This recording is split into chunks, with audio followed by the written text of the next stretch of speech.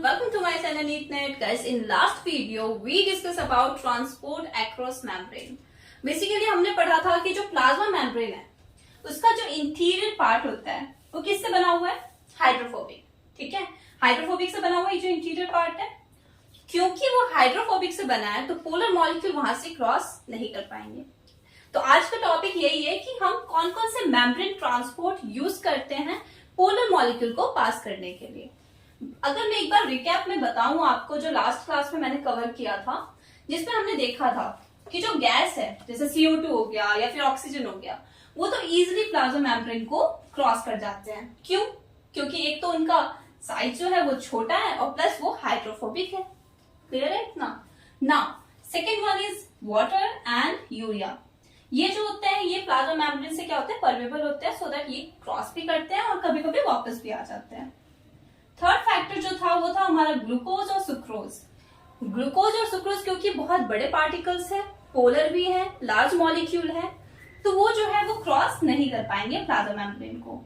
और fourth one जो है वो हमारे आयन्स है, जैसे सोडियम हो गया, क्लोरीन हो गया, वो क्रॉस नहीं कर पाते हैं. क्यों? क्योंकि वो जो अगर हम ऐसे देखें तो इसका जो है ना सराउंडिंग में एक हाइड्रेशन सेल बना देता है. ठीक है, जिसकी वजह से वो क्या होता है, वो एक केज की तरह उसको पिंजरा में एक बंद कर देता है, जिस वजह से वो पास नहीं हो पाते हैं.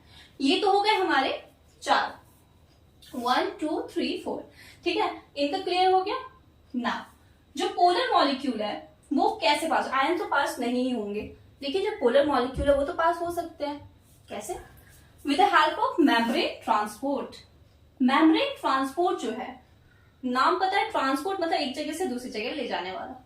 तो जो मेम्ब्रेन ट्रांसपोर्ट होता है वो क्या है? वो एक स्पेशलाइज्ड ट्रांस मेम्ब्रेन प्रोटीन है. ट्रांस मेम्ब्रेन मैंने आपको बताया था ना, ट्रांस का मतलब ही क्या होता है? क्रॉस करना, एक्रॉस. ठीक है, तो ये क्या है? ये हमारा स्पेशलाइज्ड ट्रांस मेम्ब्रेन प्रोटीन है जो कि क्या करता है? पैसेज करता है पोलर मॉलिक्यूल का थ्रू प्लाज्मा मेम्ब्रेन. क्लियर है इतना? तो ये हमें इजिली बताया गया है कि ये ट्रांस मेम्ब्रेन प्रोटीन है जो कि क्या करता है? प्लाज्मा मेम्ब्रेन को क्रॉस करता है. क्लियर है इतना? तो मेम्ब्रेन को ट्रांसपोर्ट करने के लिए यहाँ पे हम क्या यूज कर रहे हैं? ट्रांसपोर्टर और चैनल. ठीक है, ट्रांसपोर्टर में भी 2 टाइप्स के हैं, एक तो यूनिपोर्ट है और एक कपल ट्रांसपोर्टर है. कपल मतलब क्या होता है? साथ में पेयर में प्रेजेंट है. इसमें कौन कौन से आते हैं? इसमें आएंगे हमारे सिम्पोर्ट और एंटीपोर्ट.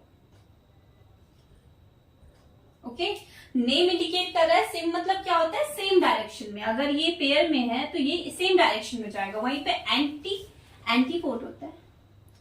एंटी का मतलब क्या होता है? अपोजिट. ठीक है, तो इसका अगर हम पेयर में देखें तो एक अगर ऊपर जा रहा है तो दूसरा नीचे. ठीक है, रो जो है इसका अपोजिट होता है ना. ये ट्रांसपोर्टर है, यूनिपोर्ट ट्रांसपोर्टर और कपल ट्रांसपोर्टर. इतना क्लियर है ना. अगर हम चैनल की बात करें तो चैनल जो है वो क्या करता है? वो ट्यूब की तरह या फिर टनल की तरह शेप में प्रेजेंट होता है. तो अभी इतना ही है, मैं इसके आगे भी बताती हूँ.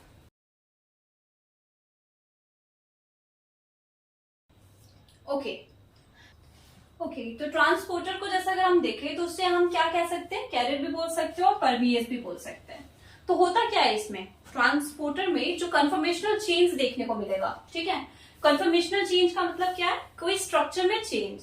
जैसे आप अगर ये एग्जांपल देखो कि यहाँ पे हमने ट्रांसपोर्टर लगाया है और किसी सॉल्यूट को हमें पास करना है प्लाज्मा मेम्ब्रेन से, जो कि क्या है? पोलर है.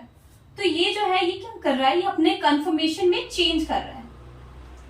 आपको इसका कन्फर्मेशन दिख रहा होगा. अभी तो ये इस साइड है, मतलब एक साइड है.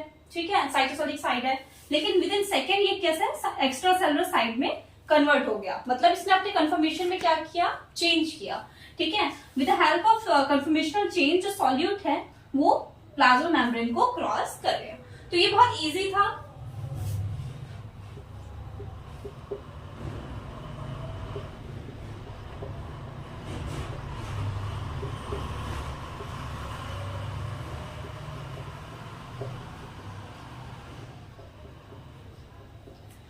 तो ये जो था ये बहुत इजी था मेथड, क्योंकि ये जो हमारा ट्रांसपोर्टर है, वैसे भी नॉर्मली अगर आप देखो तो ट्रांसपोर्ट क्या करता है? हमारी लाइफ इजी कर रहा है. अगर हमें एक जगह से दूसरी जगह जाना है तो हम यूज करते हैं ट्रांसपोर्ट. ठीक है, सेम ऐसे ही जो पोलर सॉल्यूट है उसको प्लाज्मा मेम्ब्रेन क्रॉस करने के लिए क्या चाहिए? ट्रांसपोर्टर चाहिए.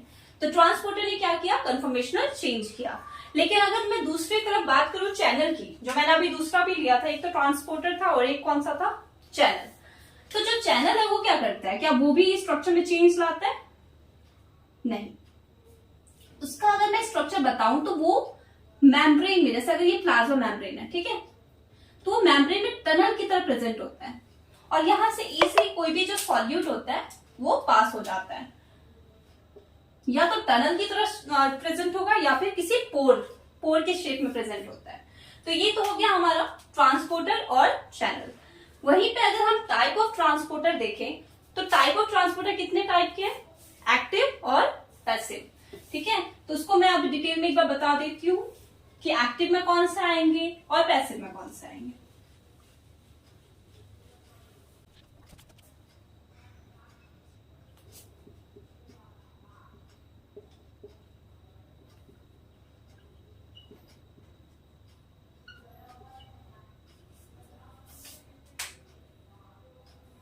पैसिव ट्रांसपोर्ट कौन से ट्रांसपोर्ट होते हैं, that does not require any input of energy, ठीक है, उनको कोई भी एटीपी या फिर इनका जरूरत नहीं होता है, इसलिए तो हम इसे पैसिव बोलते हैं। तो क्या वहां पे जो हमारा क्या बोलते हैं उसको, ग्रेडियंट की तरफ क्या वर्क कर रहा है, मतलब कुछ तो होगा जो वहां पे हमें हेल्प कर रहा हो उसको पास करने में। तो वो जो ड्राइविंग फोर्स है जो उसको हेल्प कर रहा है ट्रांसपोर्ट होने में मेम्ब्रेन से, वो क्या होता है, वो डिफरेंट होता है चार्ज के लिए और अनचार्ज के लिए।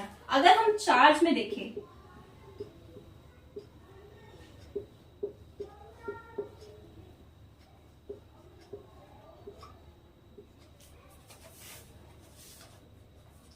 तो जो चार्ज मॉलिक्यूल होता है वो किस पे डिपेंड है, इलेक्ट्रोकेमिकल ग्रेडियंट पे, इलेक्ट्रोकेमिकल ग्रेडियंट। वहीं पे जो अनचार्ज है वो किस पे डिपेंड होते हैं, वो हमारे कंसंट्रेशन ग्रेडियंट पे डिपेंड होते हैं।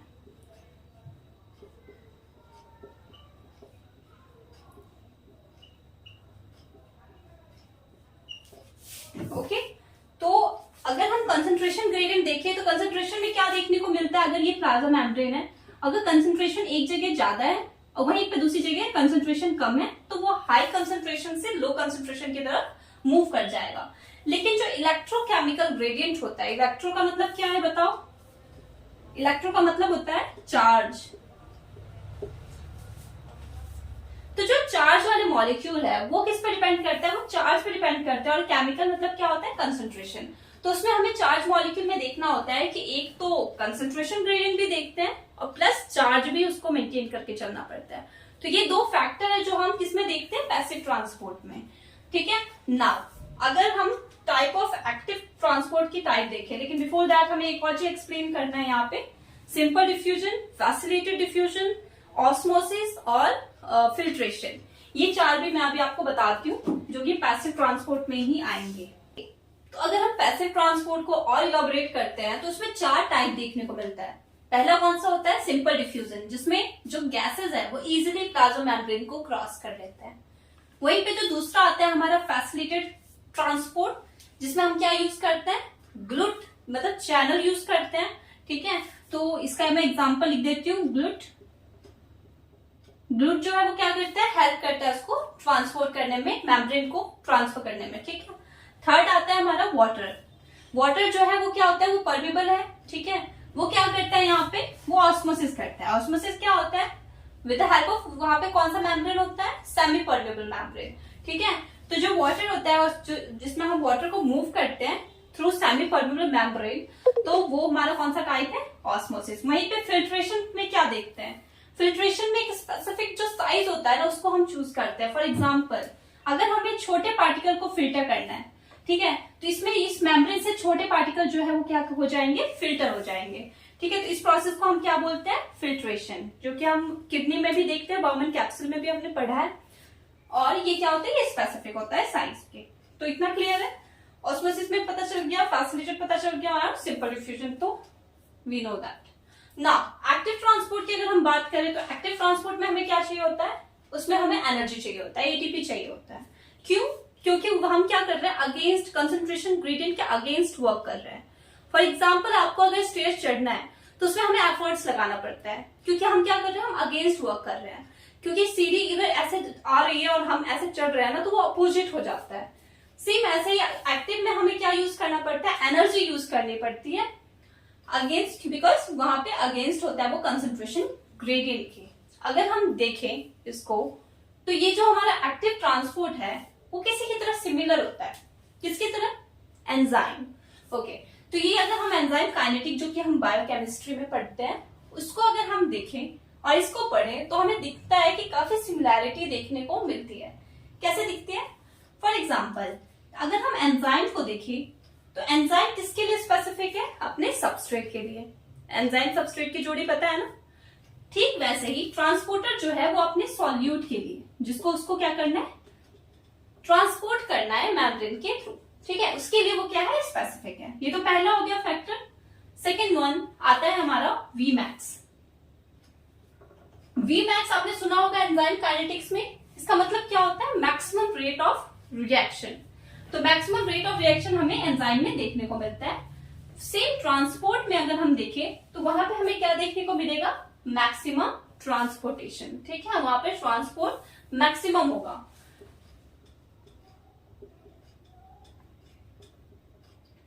थर्ड फैक्टर जो है वो केएम। केएम सब जानते होंगे, केएम क्या होता है, हम एफिनिटी के लिए यूज करते हैं कि जो एंजाइम है और जो सबस्ट्रेट है उसके बीच में एफिनिटी कैसी है। ठीक वैसे ही ट्रांसपोर्टर और जो सॉल्यूट है उसके बीच में जो एफिनिटी है वो कौन बताता है, केएम बताता है, ठीक है। तो ये तीन फैक्टर पे हम इन दोनों को कंपेयर कर लेते हैं और बताते हैं कि जो एंजाइम काइनेटिक्स से काफी सिमिलर है कौन, ट्रांसपोर्टर। तो आज के लिए काफी है, इतना ही, और नेक्स्ट लेक्चर में हम पढ़ेंगे कि जो एनर्जी है, एनर्जी का सोर्स क्या है, ठीक है। Thank you so much.